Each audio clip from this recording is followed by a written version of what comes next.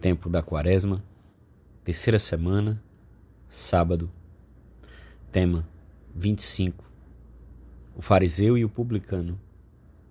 Pontos a meditar. 1. Necessidade da humildade. A soberba tudo perverte. 2. A hipocrisia dos fariseus. Manifestações da soberba. 3. Aprender do publicano da parábola. Pedir a humildade. Pelo sinal da Santíssima Cruz, livrai-nos Deus, nosso Senhor, dos nossos inimigos. Em nome do Pai, do Filho e do Espírito Santo. Amém. Meu Senhor e meu Deus, creio firmemente que estás aqui, que me vês, que me ouves. Adoro-te com profunda reverência. Peço-te perdão dos meus pecados e graça para fazer com fruto este tempo de oração. Minha Mãe Imaculada, São José, meu Pai e Senhor, meu anjo da guarda, intercedei por mim.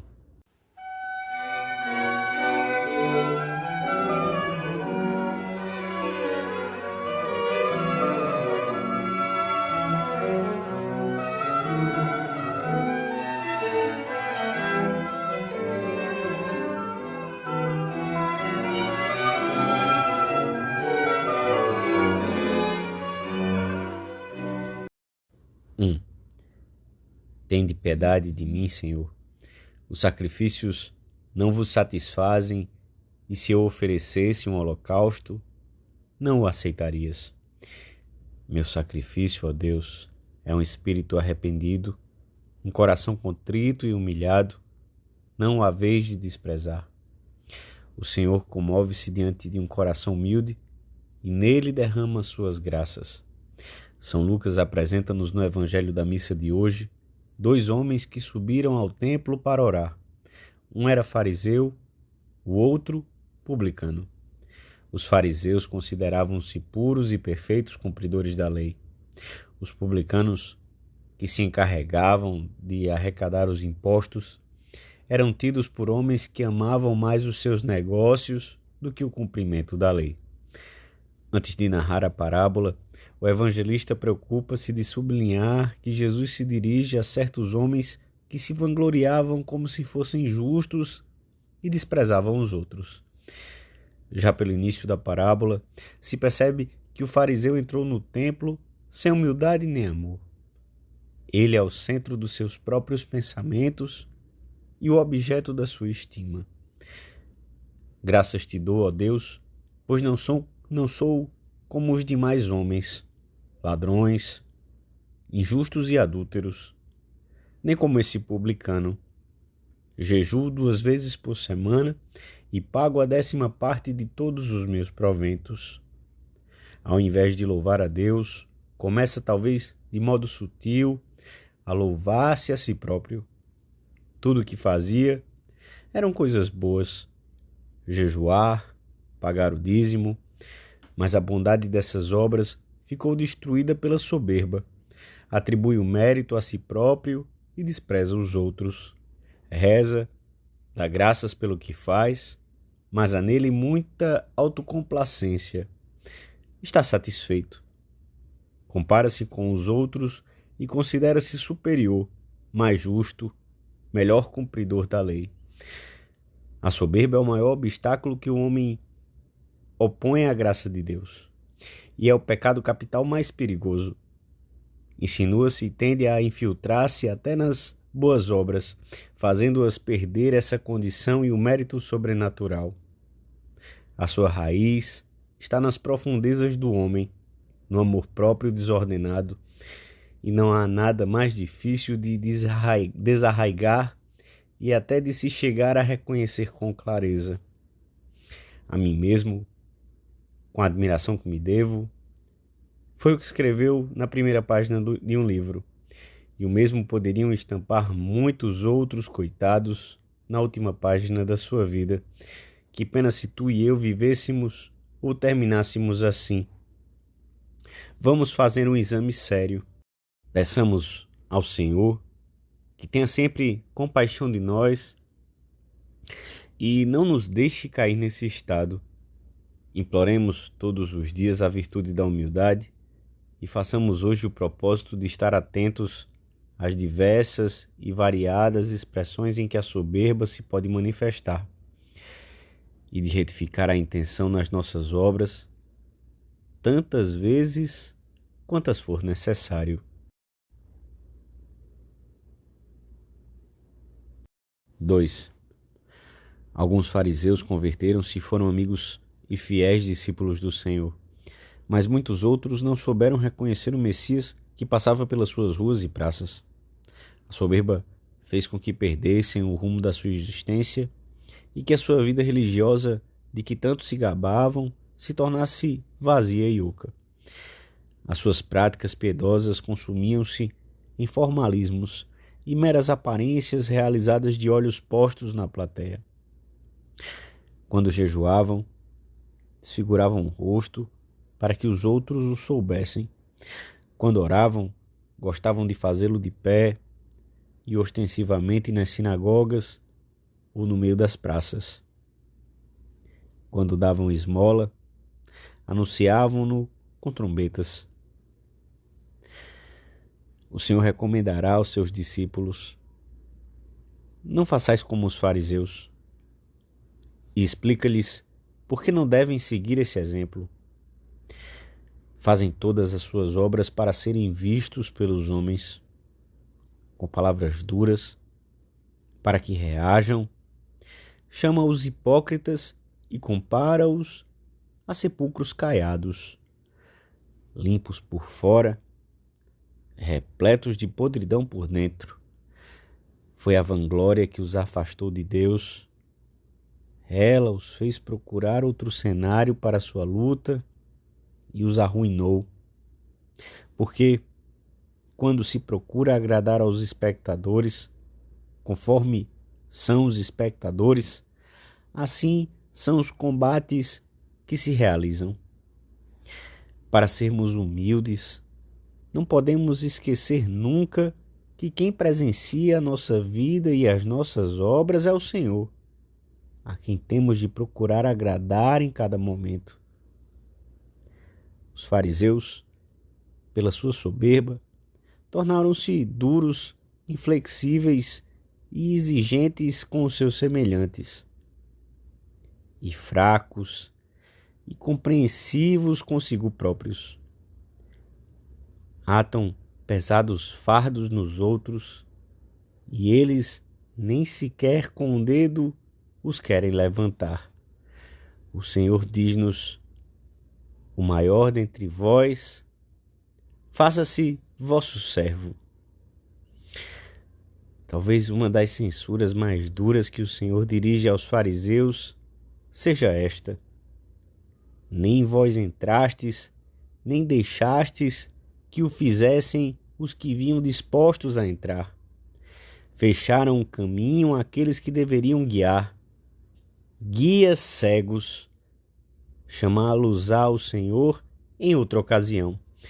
A soberba faz perder a luz sobrenatural tanto em relação à própria pessoa como aos outros.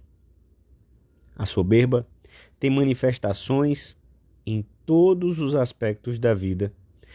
Nas relações com os outros, o amor próprio faz-nos suscetíveis, inflexíveis, soberbos, impacientes, exagerados na afirmação do próprio eu e dos direitos pessoais, indiferentes, frios, injustos nos juízos e nas palavras.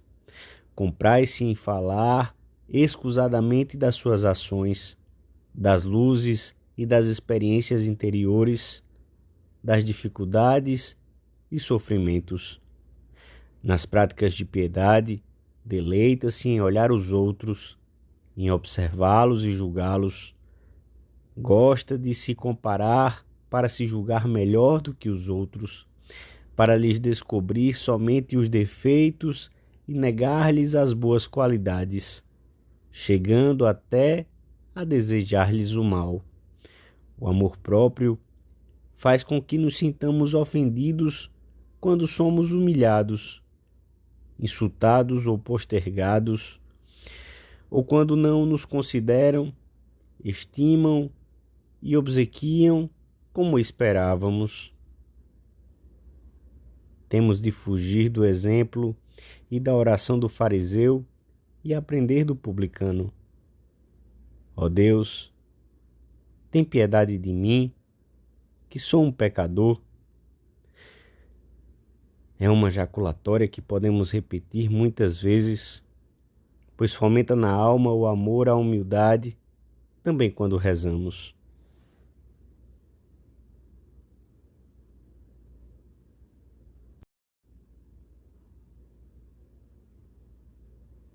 Três. O Senhor está perto dos contritos de coração e salva os que têm o espírito abatido. O publicano dirige a Deus uma oração humilde e não confia nos seus méritos, mas na misericórdia divina. Mantendo-se à distância, não ousava sequer levantar os olhos ao céu, mas batia no peito dizendo: ó Deus, tem piedade de mim, que sou um pecador. O Senhor, que resiste aos soberbos, mas dá a sua graça aos humildes, perdoa e justifica esse homem. Digo-vos, este voltou para casa justificado, e não o outro. O publicano manteve-se à distância, e por isso Deus se aproximou dele mais facilmente. Que ele esteja longe ou não, depende de ti. Ama e ele se aproximará. Ama e ele morará em ti. Podemos aprender deste publicano como deve ser a nossa oração: humilde, atenta, confiada, procurando que não seja um monólogo em que damos voltas em torno de nós mesmos, das virtudes que julgamos possuir. No fundo de toda parábola está latente uma ideia que o Senhor quer inculcar-nos: a necessidade da humildade como base de toda a nossa relação com Deus e com os outros. É a primeira pedra desse edifício em construção que é a nossa vida interior. Não queiras ser como aquele catavento dourado do grande edifício. Por muito que brilhe e por mais alto que esteja, não conta para a solidez da obra. Oxalá sejas como um velho silhar oculto nos alicerces, debaixo da terra, onde ninguém te veja.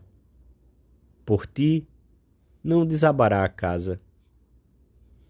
Quando alguém se sente postergado, ferido em detalhes mínimos, deve pensar que ainda não é humilde de verdade. É o momento de aceitar a sua pequenez e de ser menos soberbo. Não és humilde quando te humilhas, mas quando te humilham e o aceitas por Cristo. A ajuda da Santíssima Virgem é a nossa melhor garantia para progredirmos nesta virtude. Maria é ao mesmo tempo uma mãe de misericórdia e de ternura a quem ninguém recorreu em vão. Abandona-te cheio de confiança no seu seio materno. Pede-lhe que te alcance esta virtude da humildade que ela tanto apreciou. Não tenhas medo de não ser atendido, pois Maria a pedirá para ti a esse Deus que exalta os humildes e reduz ao nada os soberbos. E como Maria é onipotente junto do seu Filho, será ouvida com toda certeza. Depois de considerarmos os ensinamentos do Senhor e de contemplarmos o exemplo humilde de Santa Maria, podemos acabar a nossa oração com esta súplica: Senhor, tira a soberba da minha vida, destrói o meu amor próprio, este desejo de me afirmar e me impor aos outros. Faz com que o fundamento da minha personalidade seja a identificação contigo. Dou-te graças, meu Deus, pelos bons propósitos, afetos e inspirações que me comunicaste nesta meditação. Peço-te ajuda para os pôr em prática. Minha Mãe Imaculada, São José meu Pai, Senhor, meu anjo da guarda, intercedei por mim.